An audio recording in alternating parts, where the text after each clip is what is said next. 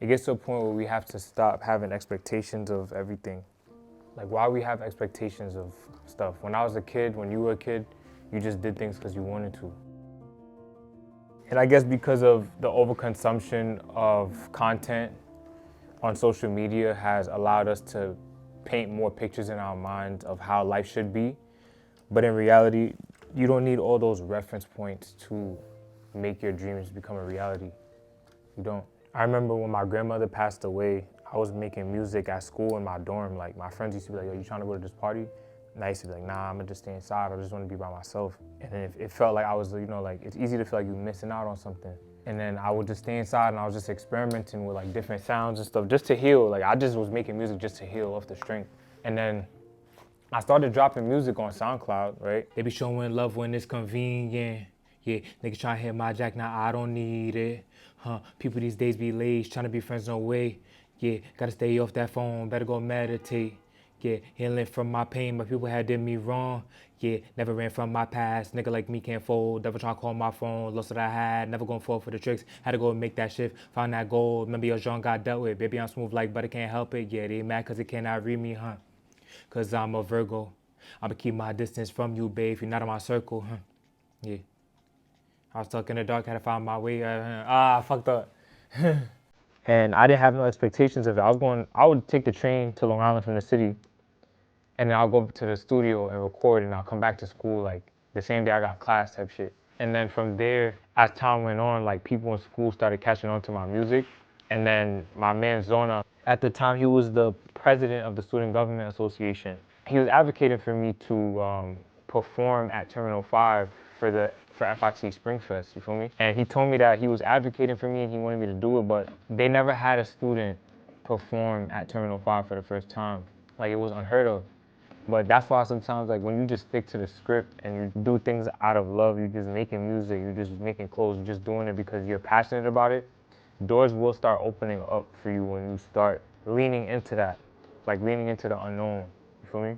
And there was a lot of obstacles about that because there were a lot of people at the time who weren't really open to allowing a student to perform because I wasn't fully immersed into being a music artist and stuff. And they were like, he doesn't really do music much. A lot of people don't know his music like that in school.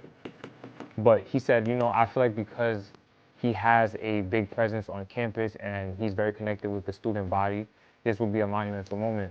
And my bro Rob was a part of student government at the time. It was just really cool. And shout out to Nat too, because she was also in student government. But basically, like, they said that I was opening up for Kehlani, and when I announced that shit at school, mad people bought tickets because they were like, yo, I gotta go see him perform. They didn't even hear my music. They were like, yo, we gotta see him perform. And I ended up opening up for Kehlani at Terminal 5, about probably 1,800 to 2,000 people. My first time I ever performed in my life. But I did not start music saying like, yo, I'm about to start making music to open up for Kehlani. I'm gonna start making music to perform in front of people. And I was like, nah, I'm gonna just heal. Like, this shit was just because I love the shit. And then, my music wasn't perfect. I wasn't like the greatest artist or nothing, but it was just that confidence and just believing in myself because I spent hours in my room alone, like on the nights I felt lonely, bringing my ideas to life.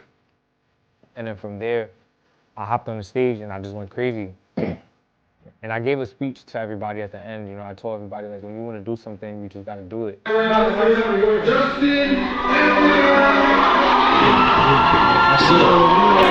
got my sister with me.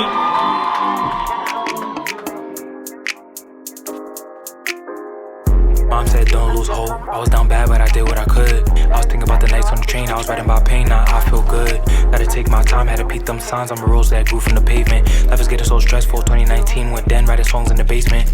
Damn, where would I been if I gave this up? I probably would have been a different just. I could've got knocked up finding my pops. Now you do me now. I got 2 new songs on this one last year at FIT, and it's my first time on stage.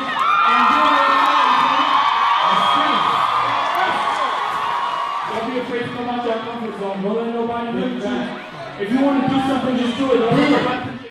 Because a lot of people are gonna put you in a box, and people are gonna instill their fears on you. But essentially, you can't fall into that. And even people around me was like, yo, you need to stick to one thing.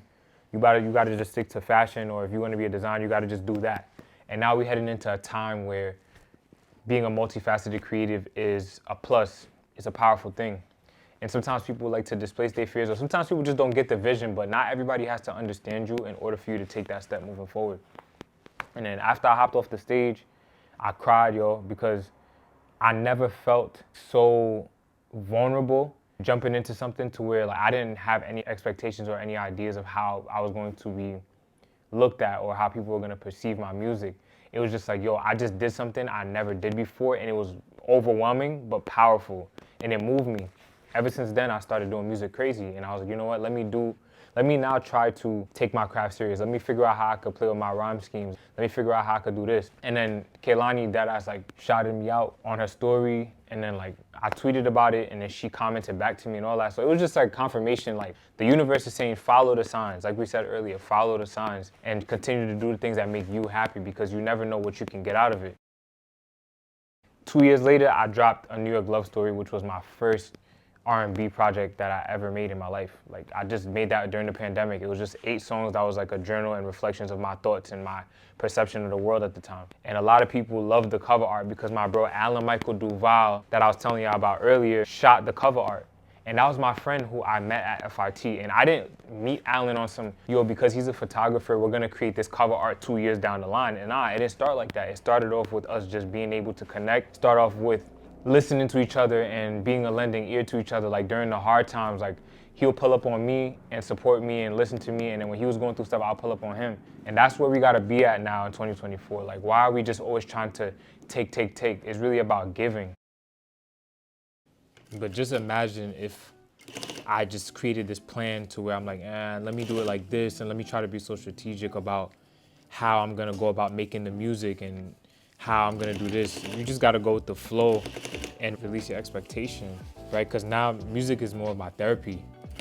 And whenever I make music, when I'm going through a hard time in my life or I'm reflecting on things that I experienced, it helps me with my design process. So I think it's important for a lot of creatives to have some type of outlet that allows them to be the best version of themselves and that allows them to tap into their emotions. And we also have to make time for play, right? Life is not that serious, and it's easy to overexert yourself because we feel like we have to be productive all the time, but it's not necessary. It's just literally about being intentional. Yo, there's times where in the wintertime, I'll just go for a walk outside and just let the cold hit me. So make sure you prioritize your mental health, take time for rest, and be kind to yourself, because there's no point of beating yourself down every time you make a mistake. Like you wouldn't talk to the younger version of yourself like that. You wouldn't talk to a younger sibling like that. I hope you wouldn't. But essentially, we have to speak to ourselves kindly and understand that we're always growing every single day. And if you start paying attention to the little things in your life and paying attention to how much you've grown in the past couple of years, and jot down your goals, write down your accomplishments, even you being able to get a new job or going on a vacation you always dreamed of, or maybe making a new friend or going to a new restaurant or an environment that you never stepped foot into, you are allowing yourself to receive the blessings that you deserve. There was times where I would even go to restaurants, right? I'll go to a restaurant that I walk by, and most people say, you know what, this is probably a little outside of my budget. Like, I'm not really gonna do this right now. I could just get some regular food. But to me, it's about making that initial investment in yourself and telling yourself that you deserve to eat in a new place that allows you to feel powerful.